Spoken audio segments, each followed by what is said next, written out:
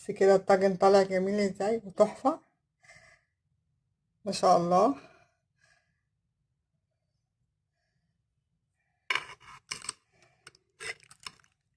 بس البتنجان والبطاطس عاملين ازاي، كله مستوي. بص البطاطس حاجة تحفة وطعمها حلو قوي وخفيفة وفي نفس الوقت على قد الميزانية، يعني أكلات بسيطة وسهلة ومش مكلفة.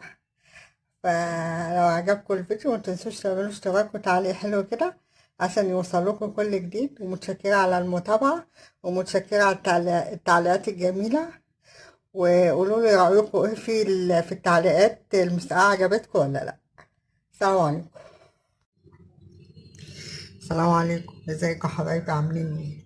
النهارده هعمل معاكم أكلة بسيطة وخفيفة وبرضو كلنا بنحبها. هعمل معاكم مسقعة.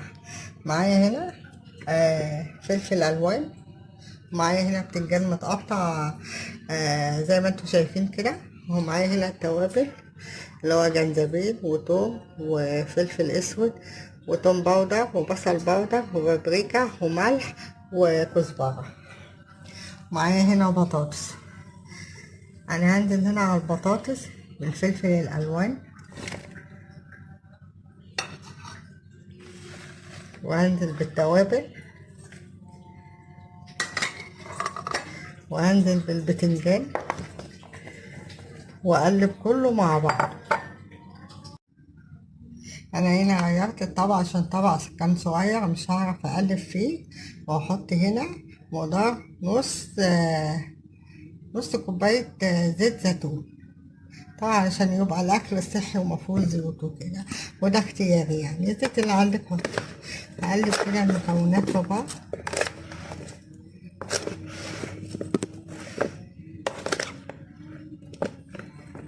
طبعا ما حطيتش شطة عشان الفلفل اللي انا حاطاه حامي. كده انا قلبت خلاص المكونات في بعض.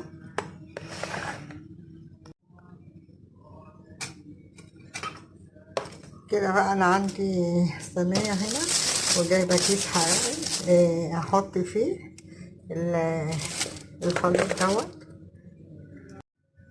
كده بقى انا حطيت المكونات كلها في الكيسين عشان ما عنديش الكيس الكبير، وهي شكلها بتاع النفس بصراحة من قبل ما تشوي. بصي بالسكينة كده وهعمل كده في الكيس عشان خاطر ان هو ما يفرقعش. بس كده واحطها في الفرن بقى. كده بقى انا طلعت الصينية من الفرن وشوت البطاطس والبتنجان. افتح الكيس.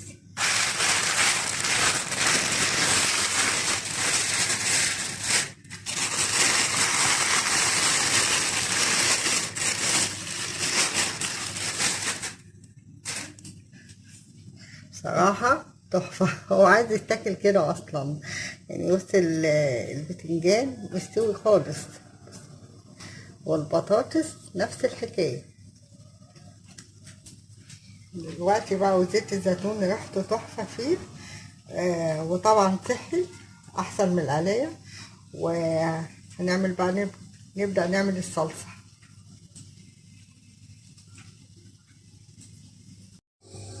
كده انا حطيت شوية زيت ذرة زيت زيتون اسفة مخصص للطبخ، وحطيت عليه بصلتين متقطعين كده، ما عملتهمش في الكبسة عشان يبقى البصل باين.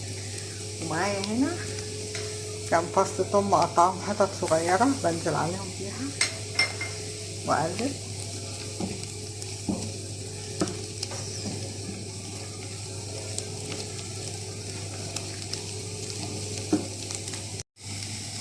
كده بقى اول ما البصلة اصفرت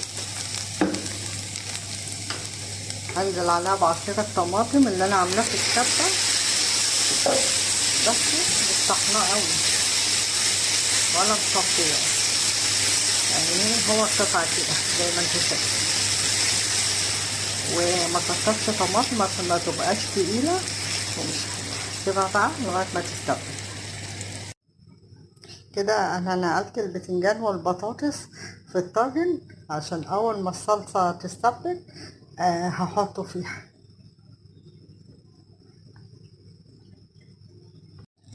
الصلصة ايه قربت تستبك، هزودها بس شوية مية تغلي معاها. انزل دلوقتي عليها بشوية ملح، شوية كمون وشوية بابريكا. مش هحط شطة عشان انا حاطة فلفل حلو.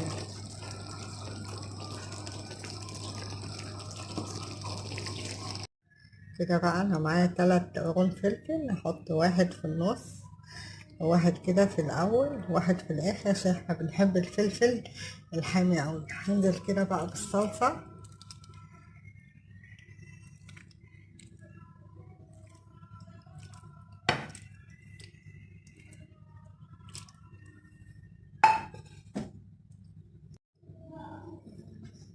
كده بقى هروح احطها في الفرن. بصوا الجمال بقى، وجميلة وخفيفة وحاجة على قد الايد كده، واكلة جميلة جدا.